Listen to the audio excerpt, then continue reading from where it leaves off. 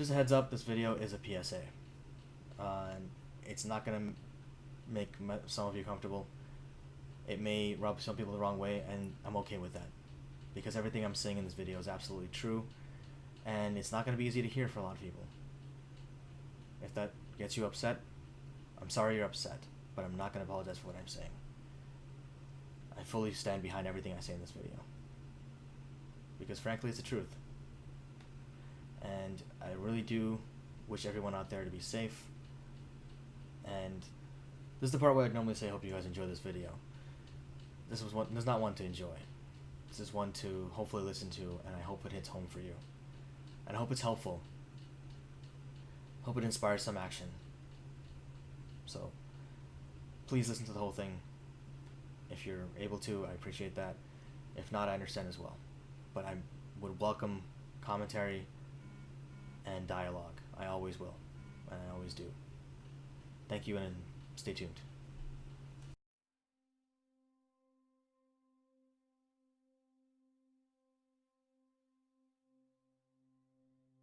Hey guys, Drew B. Harrell here with 9 Leadership. The world's kind of going crazy right now, and I want to take a little bit of time to kind of take a step back and think about things that we can do for each other. I've been getting a lot of questions from folks, clients and otherwise, about how to give back, how to support causes that are happening right now, and not necessarily put themselves in harm's way. And it's a dangerous world out there right now, and it's citizens have every right to protest. At the same time, that right is being threatened by actors who don't have the country's best interests at heart, or the people's best interests at heart. And that's unfortunate and really frustrating and really maddening, honestly. The frustration runs deep right now, and it's a lot of anger. It's bottled up over decades. It's anger, it's frustration, it's panic, it's fear, it's all of the above. And it's really, really maddening, because these things are it's all avoidable, or should be avoidable, and I say should intentionally because this is not a debatable question. People deserve the right to feel free, safe, and comfortable walking down the street.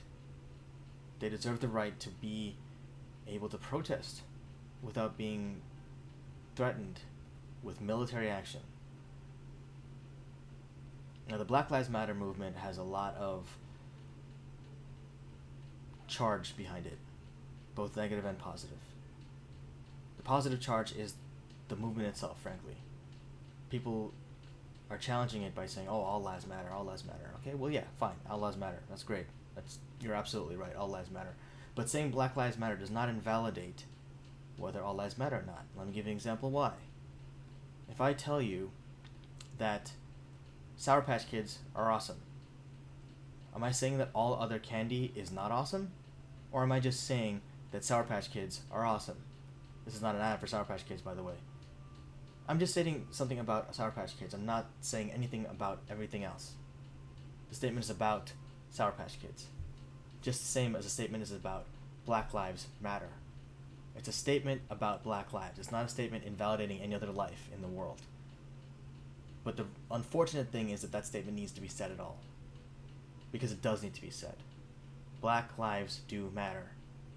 A black man being killed by the police is unfortunately not an uncommon thing nowadays. It frankly never was. But we hear less and less about it.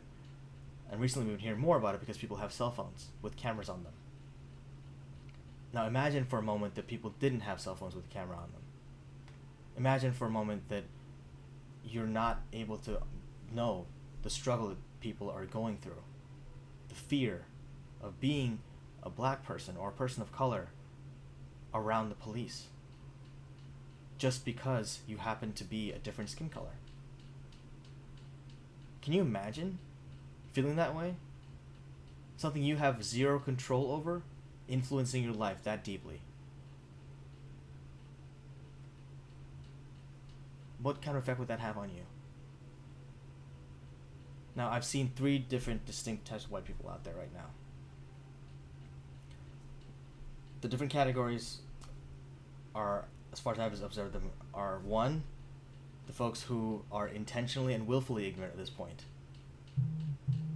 And they are the ones who are going to point to property damage as the big issue. They're the ones who are going to keep screaming all lives matter. They're the ones who are going to talk about things like, oh, you're blaming Trump, you're blaming this, you're blaming that, and try to distract from the matters at hand, the matter that matters, which is that people are being killed systematically. They're also the ones who are going to say the system has no problems, or the system is perfect or great or wonderful and America's amazing and you're not a patriot, or any of these other nonsense arguments. That's the first category. The second category are the folks who are unintentionally ignorant. And these are folks who just don't have the exposure, don't know enough about the situation, and that's where we can educate. That's where we can say, and yes, it is exhausting, and it is not our jobs to educate. However, whether it's our job or not, because those people are potential allies in this situation, because they're not at fault of their own volition,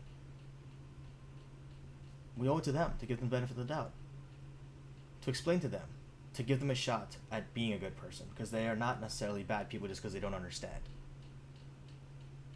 And so yes, I will take the time to explain, to talk with that person, and educate them about the struggles of being a person of color in this country.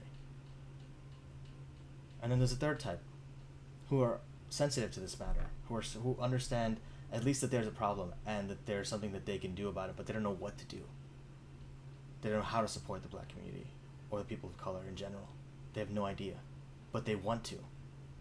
And I've seen people ask that question and get turned away or get yelled at or you should know, and that's not okay. We have to be willing to educate and be willing to extend our hands as people of color to help folks who want to help us to understand what it is we go through and how to help us. And we should be happy that they're asking that question, because we need that. We need them to be our allies. This is never going to work unless we are able to combine our efforts, black and people of color and people who are white, to get together and push forward a solution. If we can't do that, this is never going to change. 5 years from now, 10 years from now, 50 years from now, it'll be the same thing. We'll just sweep it under the rug again for another 20, 30, 40, 50 years, and then until something else happens. Or in 6 months, who knows? Until someone else gets killed for no reason. George Floyd was a tragedy and a travesty. And that's the other thing. People are complaining about property damage, about rioting, about violence in the streets. Now, I'm not going to advocate violence in the streets, but neither are most of the people out there who are protesting. There are very few people who are actually causing any violence in the streets. And I haven't been out there myself to see everyone out there, obviously, so I don't know everyone who's causing the violence. But the videos I've seen, the majority of those folks have not been black or people of color at all. There are anarchists out there who are trying to start stuff because it's fun for them to watch. They have zero stake in the game other than just pulling out popcorn and watching the violence, the craziness, the tragedies unfold, and they get off on it. And it's really sad because they're never going to face any kind of justice for it. But unfortunately, we're in a situation where that's our reality right now. And unless we can pull the people who want to help, who are able to help, into the mix, we're not going to change anything. Let me be clear. This is nationwide gaslighting at this point on the part of certain folks in charge and on the part of certain people, certain groups of people. It's clearly nationwide gaslighting. And what that is basically someone telling you, oppressing you and pressing all your buttons and really making intentionally getting you upset, riled up, frustrated, terribly angry, And then when you lash out, like, whoa, whoa, whoa, whoa, whoa, whoa, whoa, what's wrong? What's wrong? Why are you acting so crazy? That's exactly what's happening right now. Exactly what's happening. And unfortunately, we're playing right into their hands when we allow these things to happen. So what can we do? As business owners, for the business owners out there, I should say, support folks out there who are protesting. Let them know that you're behind them. Let them know that you want to help. Reach out to folks. Ask them, how can I help? Post on social media. Reach out to folks who are people of color. Ask the question. If that person's not willing to talk to you, that's that person's loss. Find someone who will, because I'm sure there's someone else out there who's willing to talk to you. And yes, some of them will say that they're tired, because a lot of them are. A lot of us are tired of having these conversations. But just because I'm tired doesn't mean that I don't see the value in having them and actually doing something about it. Because we can be tired. But you know what? My nephew has to grow up in this country, in this world. And America used to be a trendsetter in terms of the way people acted and the way governments ran. We're not anymore. Hate to say it, but we're not anymore. We're a laughingstock right now. Well, not right now. Right now people are pretty much in solidarity with us, which is great. But we're not a country that people look up to anymore. Certain folks have seen to that. And so, how do we get back there? We get back there by reaching out and helping one another. Reach out and ask. Whether you're a business owner or an individual, reach out and ask.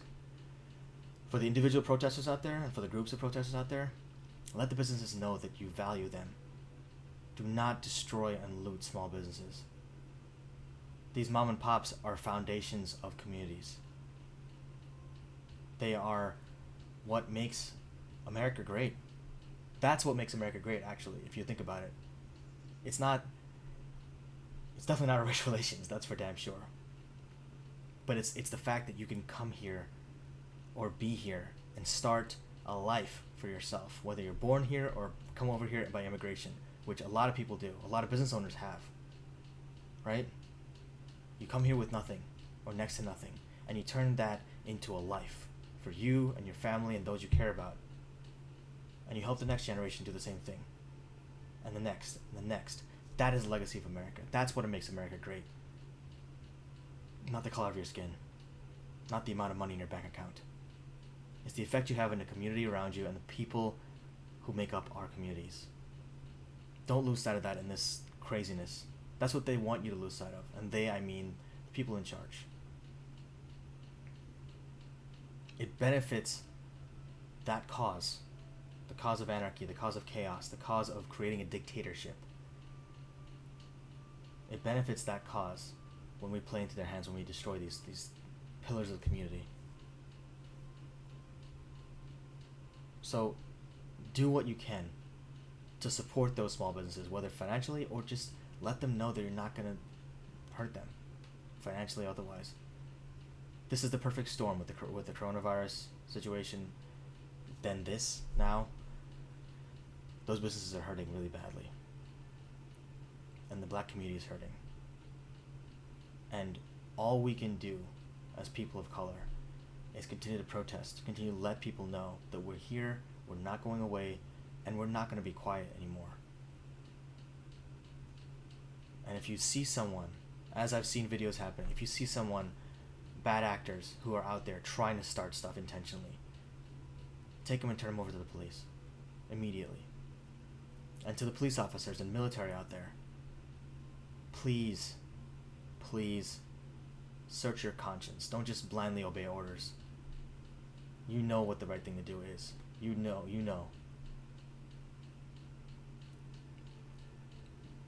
90% of things out there right now, of the people, the protesters, are not violent people. You get orders that you don't think are fair or right, question them. I know that's not the way things are done, but if you just blindly obey orders, there's another situation in history where that happened. It's called the Holocaust. And no, I'm not being dramatic. This is a dramatic situation. So I'm not being dramatic.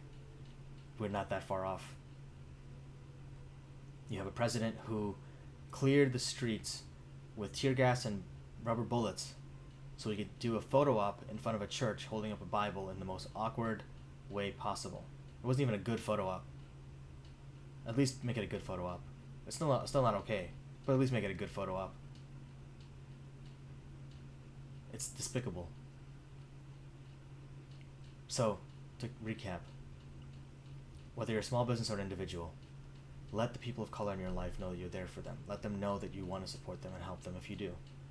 Ask them how best to support them. And do what you can. Do what you're able to do. Do what you're comfortable doing, but just ask them, at least ask the question. For people of color, please be willing to have the conversation. For those who ask you, those who ask care. They're asking for a reason. Do that. Do what you can. For the individuals who are protesting, please let the small businesses know that you care about them and you're not going to destroy their places. A lot of them are owned by people of color. And we can't afford to lose small businesses in this country. And to the military and police officers, it's getting harder and harder to make a good case for people like that, but I know there are good people out there. Most police officers are good people. Most military are good people and care about this country at the very least, and care about the communities that they come from. You're not helping the communities, you're not helping the country by tear gassing innocent protesters or firing rubber bullets into the crowds. That's not what the military fought and died for.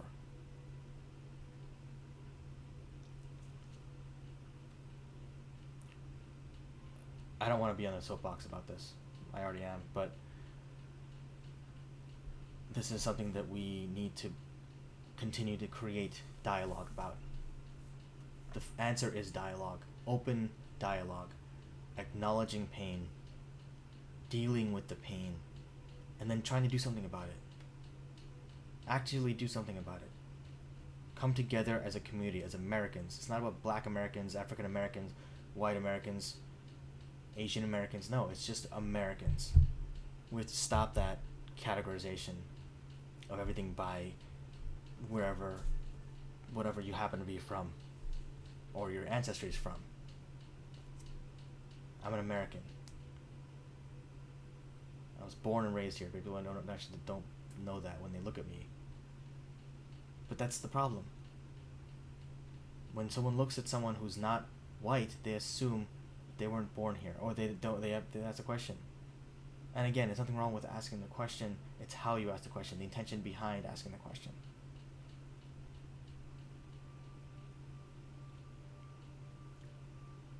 I said all that to say this. Again, dialogue. Have the dialogue. Have the conversations. Be open to conversations on both sides. And we have to come together as a community on this. I really hope that things change. My city is burning. My country is burning. And that's not okay. My people are dying and being injured and beaten and shot and tear gassed in the streets. But guess what? If you're an American, doesn't matter what color you are, they're your people too. So do something about it. Thank you, and I hope you all stay safe and healthy and do what you can.